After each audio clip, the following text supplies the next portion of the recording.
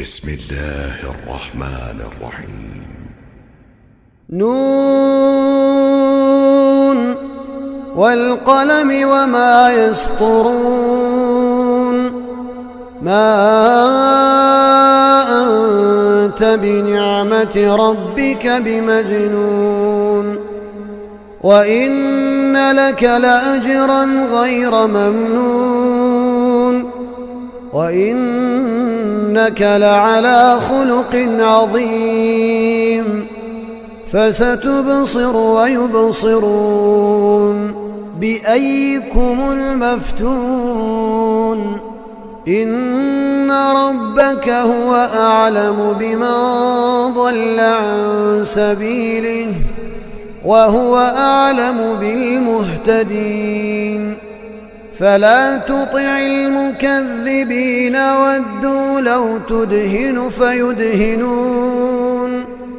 ولا تطع كل حلاف مهين هماز مشاء بنميم مناع للخير معتد أثيم عتل بعد ذلك زنيم أن كان ذا مال وبنين إذا تتلى عليه آياتنا قال أساطير الأولين سنسمه على الخرطوم إنا بلوناهم كما بلونا أصحاب الجنة إذ أقسموا ليصرمنها مصبحين ولا يستثنون فطاف عليها طائف من ربك وهم نائمون فأصبحت كالصريم فتنادوا مصبحين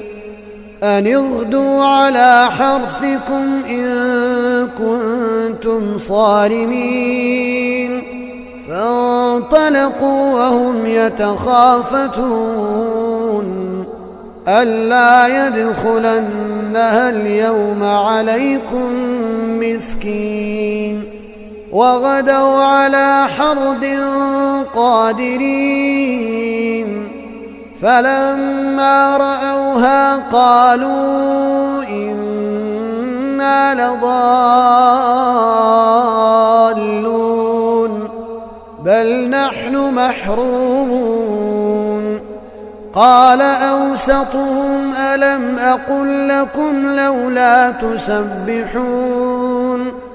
قالوا سبحان ربنا إنا كنا ظالمين فأقبل بعضهم على بعض يتلاومون قالوا يا ويلنا إنا كنا طاغين عسى ربنا أن يبدلنا خيرا منها إنا إلى ربنا راغبون كذلك العذاب ولعذاب الآخرة أكبر لو كانوا يعلمون إن للمتقين عند ربهم جنات النعيم أفنجعل المسلمين كالمجرمين ما لكم كيف تحكمون أم لكم كتاب فيه تدرسون إن لكم فيه لما تخيرون أم لكم أيمان علينا بالغة إلى يوم القيامة إن لكم لما تحكمون سلهم أيهم بذلك زعيم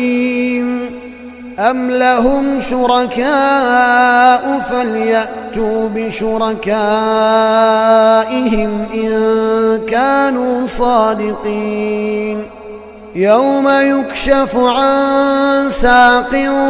ويدعون إلى السجود فلا يستطيعون خاشعة أبصارهم ترهقهم ذلة